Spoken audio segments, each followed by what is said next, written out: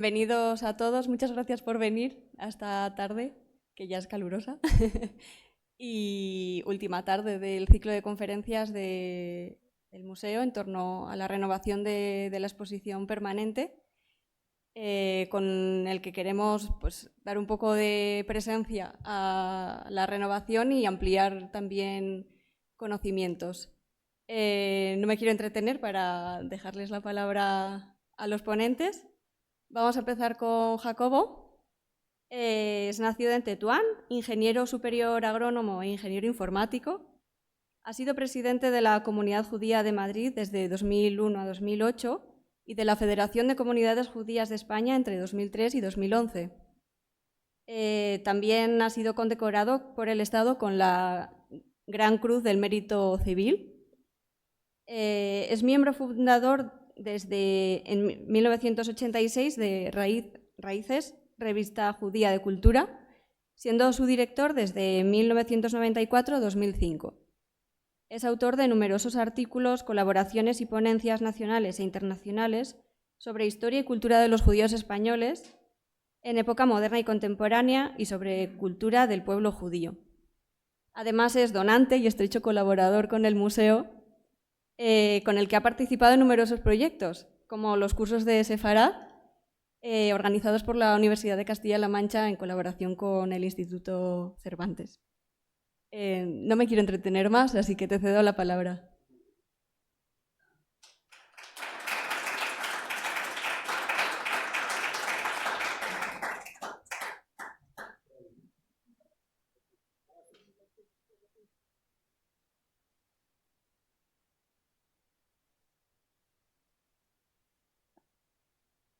He ido conociendo la exposición permanente precisamente a través de los años en los que he ido interviniendo en este curso al que se ha referido Sonia.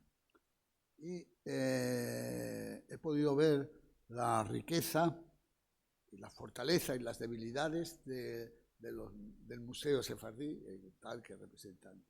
A mí me ha interesado mucho porque además tiene una representación amplia de lo que son los sefardíes hispano-marroquíes. Es decir, los sefardíes hispano-marroquíes.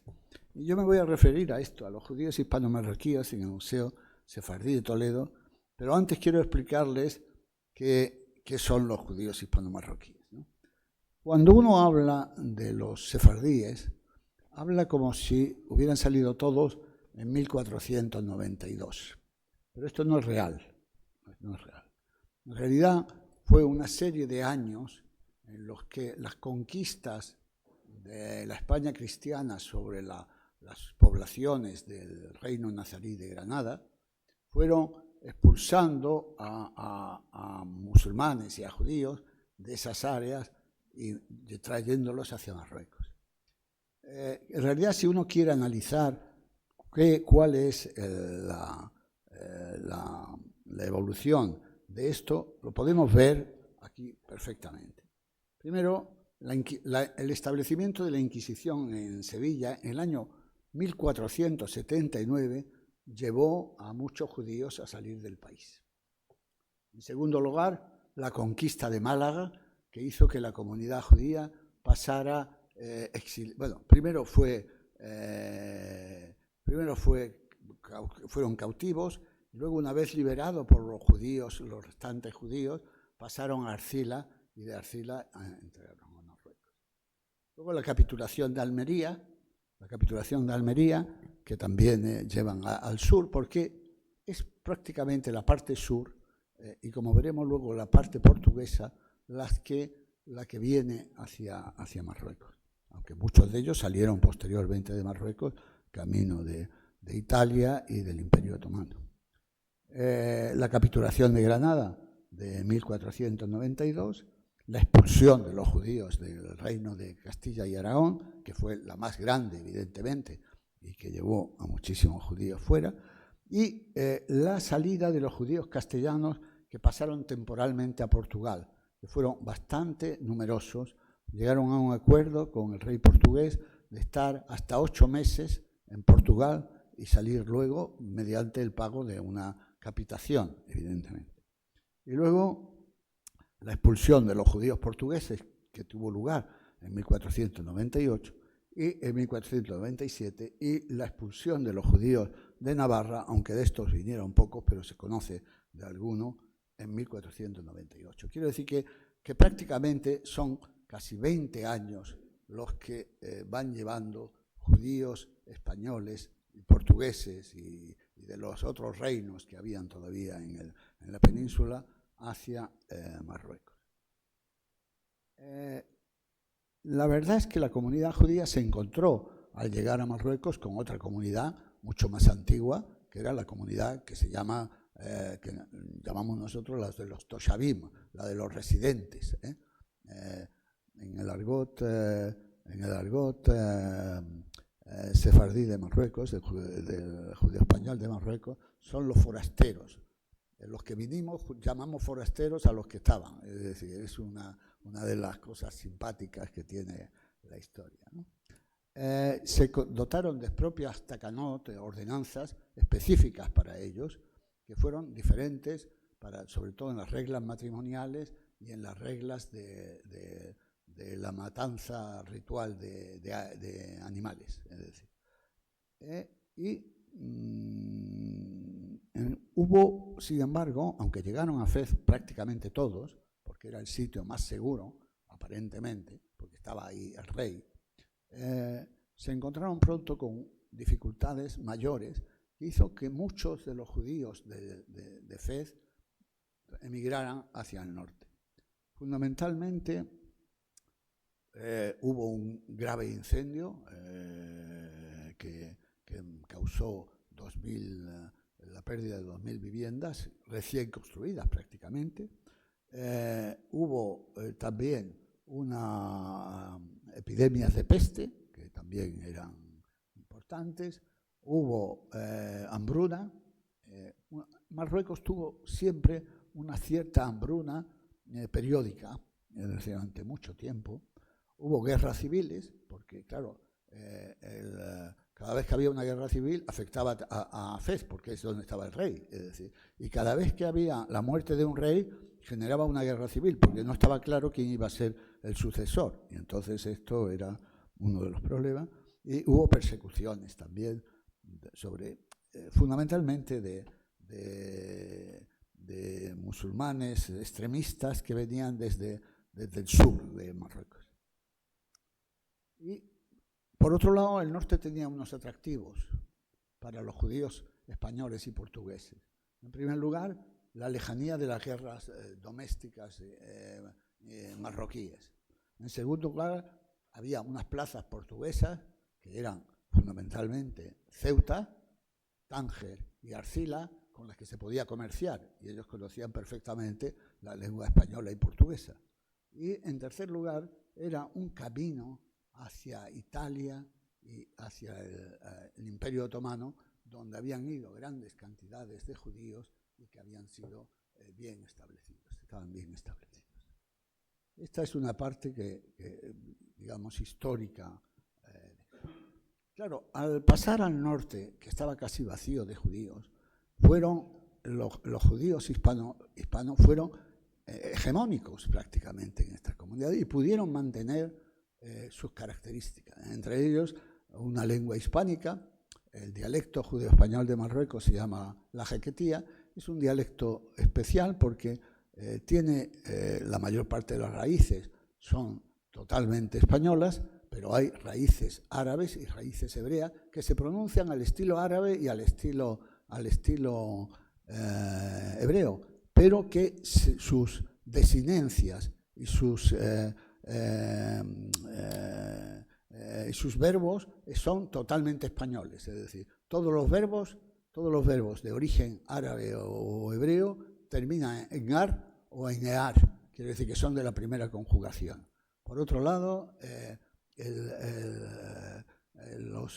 hay muy pocos verbos, digamos, que no sean verbos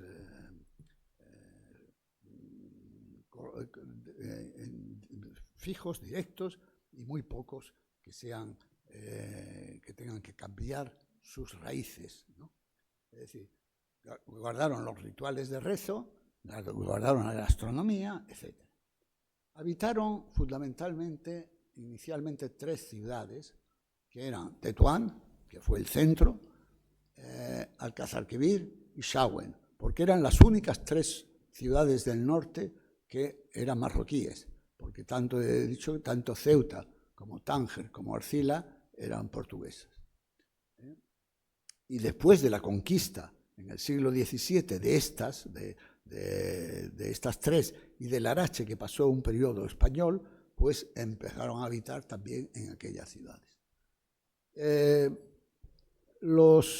Quedaron, sin embargo, un grupo importante de hispano-judíos en el sur, pero estos no fueron hegemónicos, era una minoría y no pudieron conservar todas sus características, aunque sí conservaron las características rituales y conservaron las características religiosas, es decir, de los sefardíes. El contacto de los judíos hispano-marroquíes con los españoles fue el primero de todo el mundo sefardí en acercarse, en tener proximidad. ¿Por qué? Por un lado, por el lugar próximo, por la proximidad, pero por otro lado, es que en el siglo XIX estuvo la Guerra de África. La Guerra de África llevó a España a dominar durante 2 años Tetuán, donde había una gran comunidad judía hispano-marroquí, y entonces pues ahí hubo un contacto muy directo. Y, de hecho, es muy interesante ver lo que escribían los articulistas y los cronistas de la Guerra de África sobre los judíos, porque es la primera aproximación desde el mundo occidental a un mundo que se había abandonado prácticamente por parte de Occidente. Luego, entre 1912 y 1956, fue la zona donde habitaban los judíos hispano-marroquíes, fue fundamentalmente el protectorado español, y eso generó una relación extraordinaria entre españoles y judíos hispano-marroquíes. De hecho, el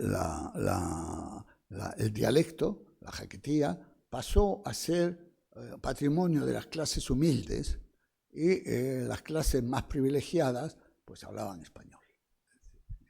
Fue una rehispanización de la lengua, verdaderamente.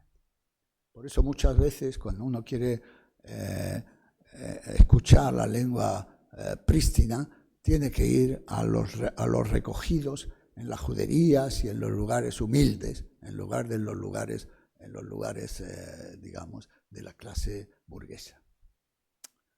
Y por otro lado, y esto no hay que olvidarlo, entre 1956 y 1973, una buena parte de los judíos hispano-marroquíes se establecieron en España. Es decir, los judíos sefardíes mayoritarios en España son los hispano-marroquíes, mucho más que los de Levante. Y esto también tiene una importancia por la interrelación. De hecho, esta interrelación tiene mucho que ver con la propia creación del museo. El museo, por ejemplo, es decir, la intervención en la historia del museo tuvo mucho que ver un personaje que fue Jacques Pinto, que es un personaje emblemático porque fue el motor interno de la comunidad judía para la creación del museo, que se hizo la creación, me parece que no el inicio, pero la creación es de la época franquista, es decir, se generó allí. Bueno, por otro lado, hay muchos aspectos, muchos elementos de los judíos hispano-marroquíes que están presentes en el museo, que he podido ver, etc., ¿no? Por un lado, vestimentas del varón. No está completo el todo, pero hay partes de todo. Hay el varón, cómo se vestía. Primero, con el tzitzit katán, que es una especie de camiseta con filacterias abajo, una camisa blanca de mangas anchas y largas, luego el cuello de tirilla, de la camisa no era un cuello como este, sino que era un cuello de tirilla. Ahí también se usa ahora el cuello de tirilla, pero vamos, esto era su sistema. Un zaragüel, un pantalón bombacho que se apretaba por debajo de la pantorrilla y en la cintura. Lo que se llama un llavador, que es un chaleco escotado en redondo, y luego por encima estaba la choja, que era el traje habitual, que era una especie de albornoz, que se fijaba con una faja, que era la farasía o la corsía, que se llamaban también de las dos formas, y este era el traje habitual. Cuando había bueno, además tenían también las pantuflas, que eran unas pantuflas abiertas por detrás, el bonete, que era un bonete cortado, recortado en la parte de atrás, de forma que caía mucho más, era mucho más alto por delante que por detrás. La escara, que era una pequeña bolsa de cuero, en la que llevaban monedas y pequeñas cosas, y en los siglos XIX y XX empezó a coexistir la vestimenta occidental, que en el judeo español se llama la vestimenta a la flamenca, el recuerdo de los flamencos que habían visto los judíos empezando a aparecer cuando se iban ya de España, ¿no? Es decir, bueno, el traje de varón ha sido mucho menos visto que el traje de mujer, y sobre todo que el traje de mujer de la noche de paños o berberisca, que nos hablará mi buena amiga Martina Alas. Ah, no, perdón. Tienes razón. Bueno, la vestimenta de la mujer del día a día era también muy simple. Era una camisa blanca, encima un corselete que se llamaba punta o peto, una chaquetilla entallada abierta, cerrada cerca de la cintura, que era el casó,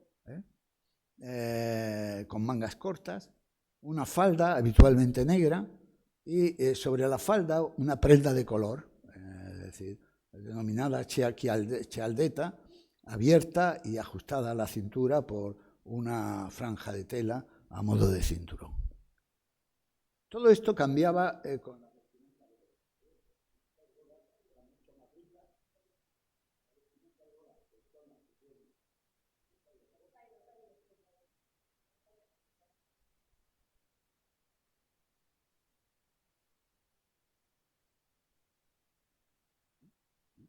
Sí, es verdad.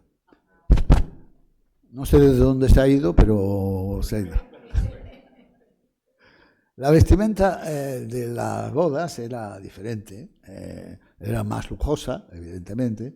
El vestido de bodas de la mujer, llamado de berberisca o de paños, en esto de llamarse de berberisca o de paños es muy habitual. En realidad es una transposición. El traje de berberisca, el traje que se ven como el traje de berberisca o de paños, en realidad es el traje de paños, es a la usanza de Tetuán, Tánger, etc. La vestimenta a la berberisca es una vestimenta muy parecida, pero no es exactamente igual, y es más que nada en el sur de Marruecos que se utilizaba. Pero se llama de berberisca y así lo dejamos, vamos, es decir, que no vamos la historia lingüística de los términos es la que es y no vamos a cambiarla. El traje del varón era más lujoso que habitualmente, era el jalak, a veces en blanco, otras veces en oscuro. Cuando estaba en oscuro se utilizaba además, tenía la facilidad que luego se utilizaba en los días festivos, que iba el varón un poco más vestido cuando iba a la sinagoga, cuando salía a la calle, etcétera, que en los días vestido de domingo, podemos decir, como decíamos ahí, cuando decían del domingo, decían cuando yo era niño, cuando los hombres iban mejor vestidos que a diario.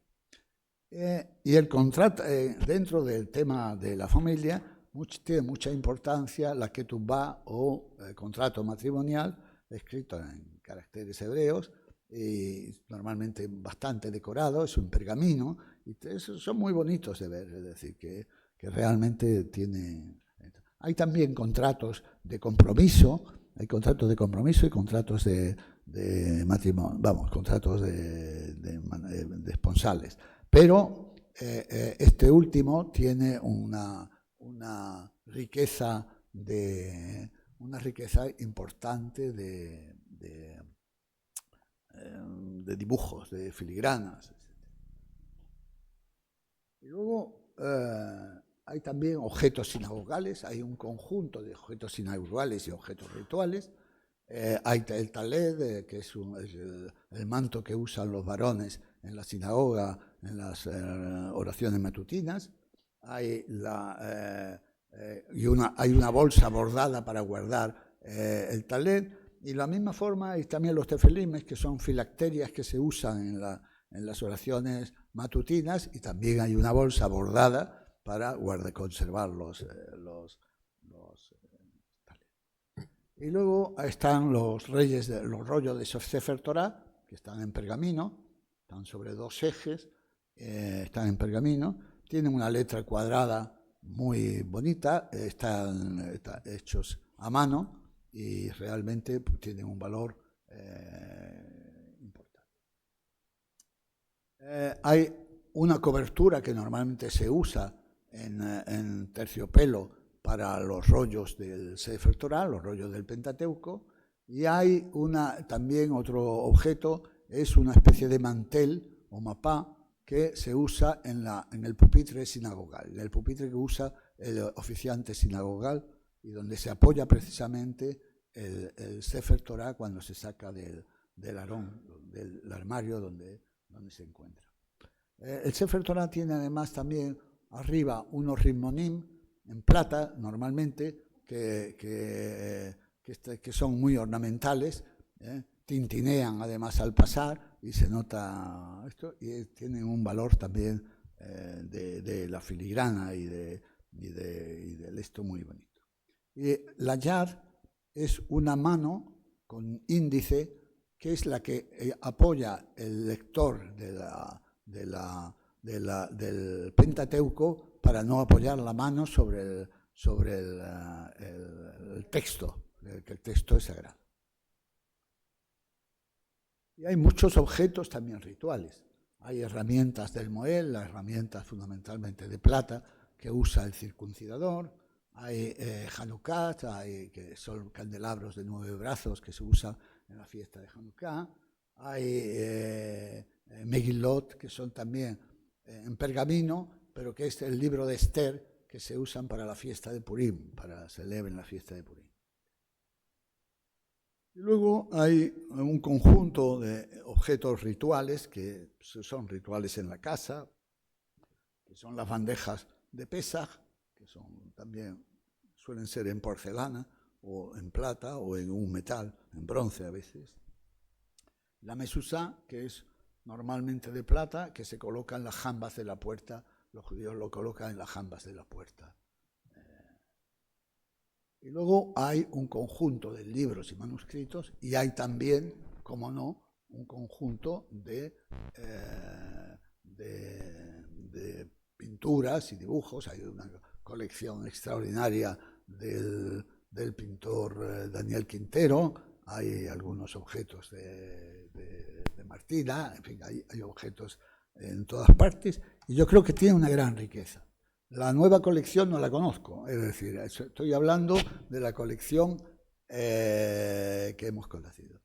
De todas formas, el museo tiene una debilidad, es el espacio, es decir, porque esto está normalmente en la galería de mujeres, y claro, ahí no hay una gran cantidad de espacio.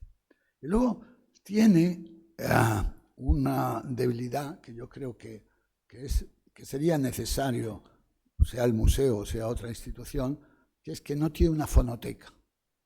Y para entender el mundo sefardí, la parte verbal es absolutamente necesaria.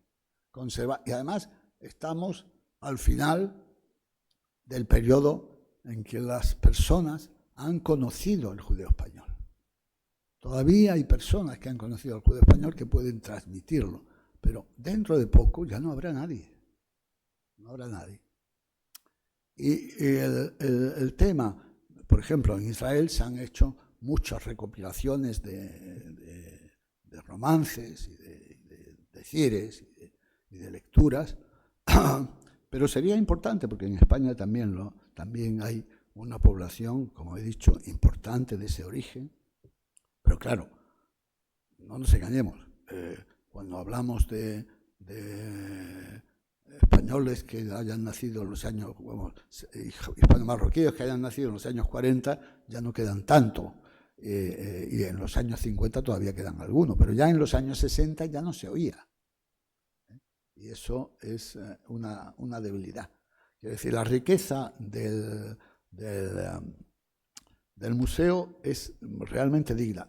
Por este tema, por el tema al que me he referido, pero también por el tema de respecto a los judíos de España, etcétera, etcétera. Yo creo que es un museo que conserva y guarda una riqueza muy importante y que la verdad es que merece ser visto, conocido y profundizado. Pues yo para mí ya he terminado y luego si quieren hacer alguna pregunta.